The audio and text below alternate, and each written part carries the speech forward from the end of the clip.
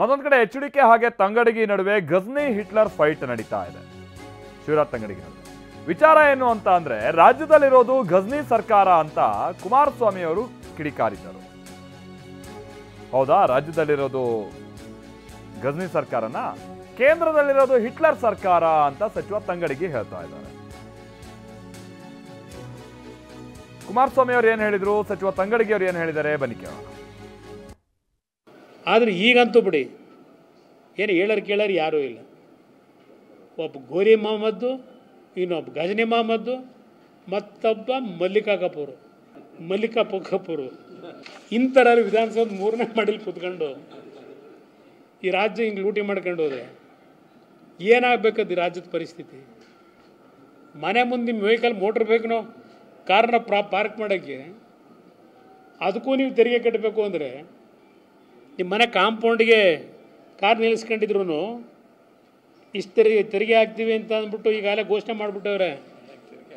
ನೀವು ಸ್ವಲ್ಪ ಇದೆಲ್ಲ ಎಚ್ಚರಿಕೆಯಿಂದ ಮುಂದೆ ಹೋರಾಟ ಸರಿಪಡಿಸ್ಕೊಳ್ಳದೆ ಹೋದರೆ ಕೊನೆಗೆ ನಿಮ್ಮ ಬೆಡ್ರೂಮ್ ತಕ್ಕೂ ಬರ್ತಾರೆ ಟ್ಯಾಕ್ಸ್ ಹಾಕಬೇಕು ಅಂತ. ನಿಮ್ಮ ಮನೇಲಿ ಕಟ್ಟಿದ್ರೆ ನಿಮ್ಮ ಬೆಡ್ರೂಮ್ ಉಪಯೋಗ ಮಾಡ್ಕೋಬೇಕಾದ್ರೂ ಇದಕ್ಕೂ ಟ್ಯಾಕ್ಸ್ ಕಟ್ಟಿ ಅಂತಾರೆ. ಹಾಂ, ಇದು ಈ ಸರ್ಕಾರ. ಇದು ನಾವು ಏಪ್ರಿಲ್ 1 ಮೊದಲಿಂದನೂ ಬುದ್ಧಿ ಬಂದಾಗಲಿಂದ ಏಪ್ರಿಲ್ 1ನೇ ತಾರೀಕಿಗೆ ರಾಜ್ಯದ ಜನತೆನೇ ಫೂಲ್ ಮಾಡ್ತಕ್ಕಂಥ ಕೆಲಸ ಈ ಸರ್ಕಾರ ಮಾಡಿತು. ಕುಮಾರಸ್ವಾಮಿ ಅವರಿಗೆ ಕೇಂದ್ರದಾಗ ಯಾವ ಸರ್ಕಾರ ಇದೆ? ಹಿಟ್ಲರ್ ಸರ್ಕಾರ ಐತೆ. ಕೇಂದ್ರದಾಗ ಹಿಟ್ಲರ್ ಸರ್ಕಾರ ಐತೆ. ಏನು ಮಾಡಿದ್ದಾರೆ ನೋಡಿ. ನಾವು 2 ವರ್ಷದಿಂದ ಮುಖ್ಯಮಂತ್ರಿ ಅಂತ ಸಿದ್ದರಾಮಯ್ಯನವರು ಮತ್ತು ರಾಜ್ಯಾಧ್ಯಕ್ಷರಂತ ಡಿ ಕೆ ಶಿವಕುಮಾರ್ 5 ಗ್ಯಾರಂಟಿಯನ್ನು ಕೊಡ್ತೀವಿ ಅಂತ ಹೇಳಿದ್ವಿ, ಘೋಷಣೆ ಮಾಡಿದ್ವಿ, ಕೊಟ್ವಿ. ಈಗ ಹಿಂದೆ ಹೇಳಿದ್ರಲ್ಲ, ಪ್ರತಿಯೊಬ್ಬರ ಅಕೌಂಟಿಗೆ 5 ಲಕ್ಷ ಹಾಕ್ತೀನಿ ಅಂತ ಹಾಕಿದ್ರ 15 ಲಕ್ಷ ನೋಡ್ರಿ ನಿನ್ನೆಲ್ಲ ನಮ್ಮ ಹಿರಿಯರು ಹೇಳಕತ್ತಾರೆ. 15 ಲಕ್ಷ ಹಾಕ್ತೀನಿ ಅಂತ ಹೇಳಿದ್ರೆ ಹಾಕಿದ್ರ? ಓ, ಕಪ್ಪು ಹಣ ತಂದು ತೊಗೊಂಬರ್ತೀನಿ ಅಂದ್ರೆ ತಂದ್ರ? 2 ಕೋಟಿ ಉದ್ಯೋಗ ಕೊಡ್ತೀನಿ ಅಂದ್ರೆ ಯುವಕರಿಗೆ ಉದ್ಯೋಗ ಕೊಟ್ರ? ಇದು ಹಿಟ್ಲರ್ ಸರ್ಕಾರ. ಯಾವುದು ಏನು ಮಾಡಿದ್ದಾರೆ? ರೈತರಿಗಾಗಿ ಏನು ಒಂದು ಯೋಜನೆ ಮಾಡಿದ್ದಾರೆ? ಕಾರ್ಮಿಕರಿಗಾಗಿ ಏನು ಯೋಜನೆ ಮಾಡಿದ್ದಾರೆ? ಬಡವರಿಗಾಗಿ ಏನು ಯೋಜನೆ ಮಾಡಿದ್ದಾರೆ? ನಾವು ಇದಕ್ಕೆ ಏನು ಸರ್ಕಾರ ಅನ್ಬೇಕು? ಡಿಕೆ ಮತ್ತೆ ಎಚ್ಡಿಕೆ ನಡುವೆ ದಾಖಲೆಗಳ ದಂಗಲ್ ಶುರುವಾಗಿದೆ. ನನ್ನ ಹತ್ರ ಟನ್ ಗಟ್ಟಲೆ ದಾಖಲೆಗಳಿದೆ, ನನ್ನನ್ನು ಕೆಣಕಬೇಡಿ. ಯುಡಿ ಮಿನಿಸ್ಟರ್ ಆಗಿ ಎಷ್ಟು ಲೂಟಿ ಮಾಡಿದ್ರಿ ಅನ್ನೋದು ಗೊತ್ತಿದೆ ಅಂತ ಕೇಂದ್ರ ಸಚಿವ ಕುಮಾರಸ್ವಾಮಿ ಅವರು ಕಿಡಿಕಾರಿದ್ದಾರೆ.